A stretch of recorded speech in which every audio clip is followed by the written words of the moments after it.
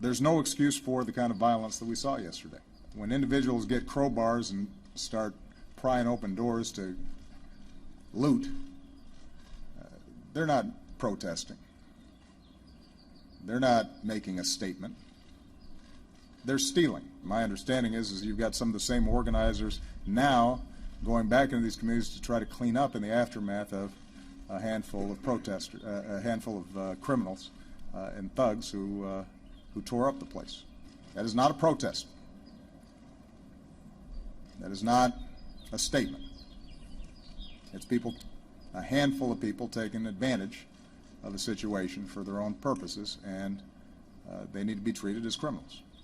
When they burn down a building, they're committing arson. And they're destroying and undermining businesses and opportunities in their own communities that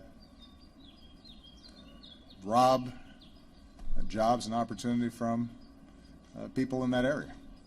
The violence that happened yesterday distracted from the fact that you had seen multiple days of peaceful protests. What those community leaders and clergy and others were doing, that is a statement. That's the kind of organizing that needs to take place if we're going to tackle this problem, and they deserve credit for it, and we should be lifting them up. This is not new. It's been going on for decades.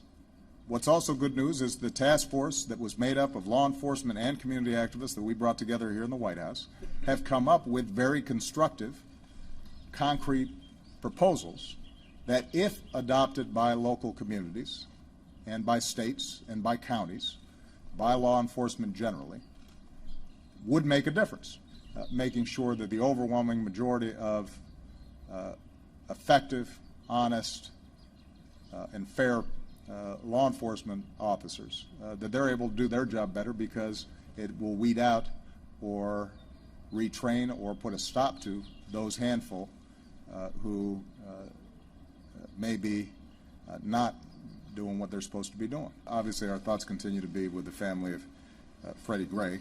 My thoughts are with the police officers who were injured in last night's disturbances. It underscores that that's a tough job.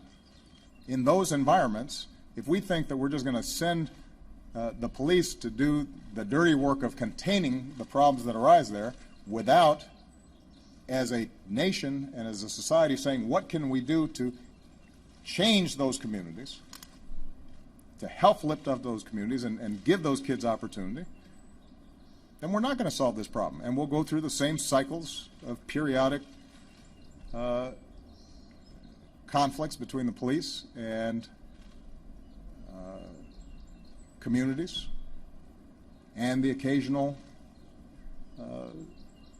riots in the streets, and everybody will